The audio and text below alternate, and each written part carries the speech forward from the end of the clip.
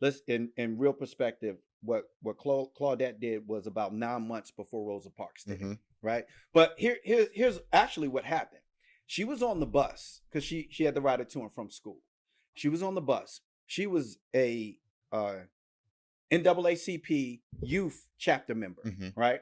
Who had already been studying all this stuff about constitutional rights, civil rights, and some of the injustices and inequalities that were going on. So she had knowledge of this, right?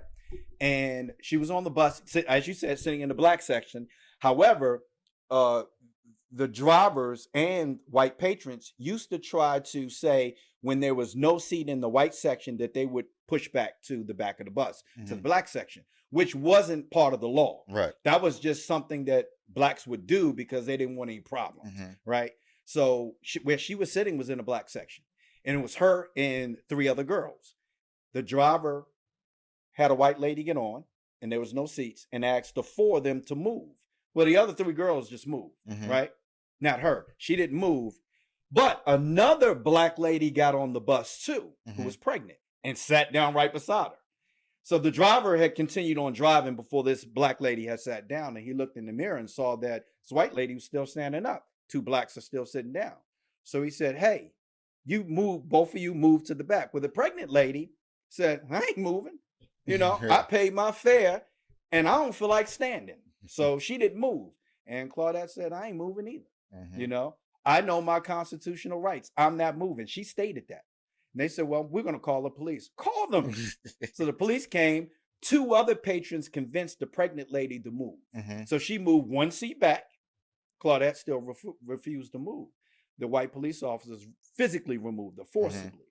And of course, arrested on 3 charges: disturbing the peace, failure to comply with segregation laws, and assaulting a police officer. Yep. And of course, she got found guilty as a juvenile on 3. However, on appeal, they dropped the 2 charges of disorderly conduct and violating the segregation laws, because obviously, as you said, she didn't violate the segregation laws, but they found her guilty of assaulting a police officer. What was the assault? Right. The assault always, well, anytime the police got to physically remove you, they'll call it assault on a police officer. Right, when there's really possibly resisting arrest. Right. But the kicker is that she claims that the reason she did not get up is she could not. Her understanding of Black history and how we were being treated in this country, she felt the hands of Harriet Tubman on one shoulder and Sojourner Truth on the other shoulder, holding her down in her seat. So her knowledge of history played a part. This wasn't something that she just arbitrarily did and didn't know what she was doing. Right. She knew what she was doing. At 15 years old, she knew exactly what she was doing. She was later quoted as saying, people feel like that Rosa Parks just sat down on the bus and it ended the segregation. Like that was it. It was over. That's not what happened. She actually said what she did, she thought was more important than what Rosa did. It was. Because she got to make a statement where Rosa did not. And then we can talk about why we think that Claudette was not as publicized and that her character was not put out there like we did with Rosa Parks. Well, and that was a decision that was made by Black America, not white America. Right. That, of course, the age thing. The age thing, the fact she was pregnant. Yeah. She became pregnant during the process. They talked about her hair. They talked about her skin color. And it was all in fact, her mother wanted her to be quiet. Her mother told her, don't say anything about what happened to you. This was after Rosa Parks. Let Rosa Parks be the spokesperson. Let her do it. They're not going to do anything to her. They're not going to destroy her family like they're going to destroy ours. Don't say anything.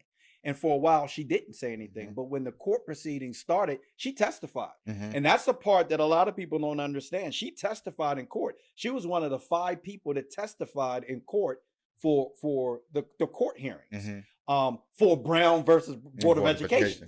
When people don't even make the connection between the two, because they look at this as totally different. It was not. Without this, without what Claudette Colvin did, you probably don't get a Thurgood Marshall. Right. Here's the one that people might not like. You might not get a Martin Luther King either. Right. If this didn't happen. You surely probably would not got a Rosa Parks. Right, because this is the pioneering of the civil rights movement. Absolutely.